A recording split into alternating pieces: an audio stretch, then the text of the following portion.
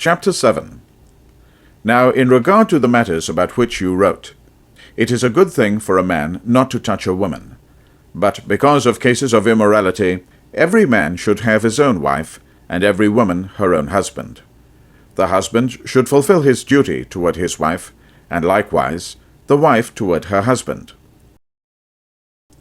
A wife does not have authority over her own body, but rather her husband, and similarly a husband does not have authority over his own body, but rather his wife. Do not deprive each other, except perhaps by mutual consent for a time, to be free for prayer, but then return to one another, so that Satan may not tempt you through your lack of self-control. This I say by way of concession, however, not as a command. Indeed, I wish everyone to be as I am, but each has a particular gift from God, one of one kind and one of another. Now to the unmarried and to widows I say, it is a good thing for them to remain as they are, as I do. But if they cannot exercise self-control, they should marry, for it is better to marry than to be on fire. To the married, however, I give this instruction, not I, but the Lord. A wife should not separate from her husband, and if she does separate, she must either remain single or become reconciled to her husband, and a husband should not divorce his wife.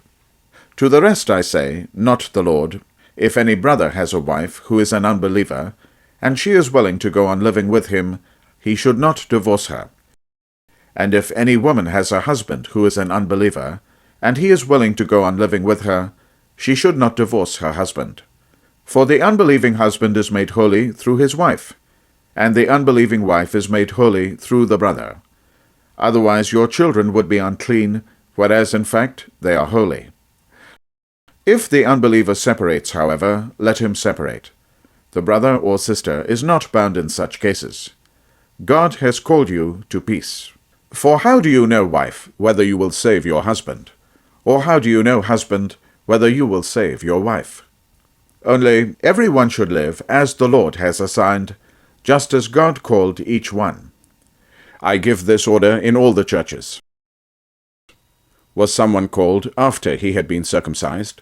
He should not try to undo his circumcision. Was an uncircumcised person called? He should not be circumcised. Circumcision means nothing, and uncircumcision means nothing. What matters is keeping God's commandments. Everyone should remain in the state in which he was called. Were you a slave when you were called? Do not be concerned, but even if you can gain your freedom, make the most of it. For the slave called in the Lord is a freed person in the Lord, just as the free person who has been called is a slave of Christ. You have been purchased at a price. Do not become slaves to human beings. Brothers, everyone should continue before God in the state in which he was called. Now in regard to virgins, I have no commandment from the Lord, but I give my opinion as one who by the Lord's mercy is trustworthy. So this is what I think best, because of the present distress, that it is a good thing for a person to remain as he is. Are you bound to a wife? Do not seek a separation. Are you free of a wife? Then do not look for a wife. If you marry, however, you do not sin, nor does an unmarried woman sin if she marries. But such people will experience affliction in their earthly life, and I would like to spare you that. I tell you, brothers, the time is running out. From now on, let those having wives act as not having them, those weeping as not weeping, those rejoicing as not rejoicing, those buying as not owning, those using the world as not using it fully. For the world in its present form is passing away. I should like you to be free of anxieties. An unmarried man is anxious about the things of the Lord, how he may please the Lord.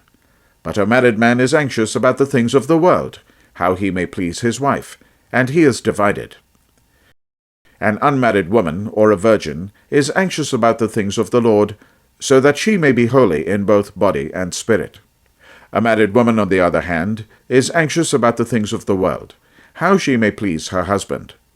I am telling you this for your own benefit, not to impose a restraint upon you, but for the sake of propriety and adherence to the Lord without distraction. If anyone thinks he is behaving improperly toward his virgin, and if a critical moment has come, and so it has to be, let him do as he wishes. He is committing no sin. Let them get married. The one who stands firm in his resolve, however, who is not under compulsion, but has power over his own will, and has made up his mind to keep his virgin, will be doing well. So then, the one who marries his virgin does well. The one who does not marry her will do better. A wife is bound to her husband as long as he lives. But if her husband dies, she is free to be married to whomever she wishes, provided that it be in the Lord.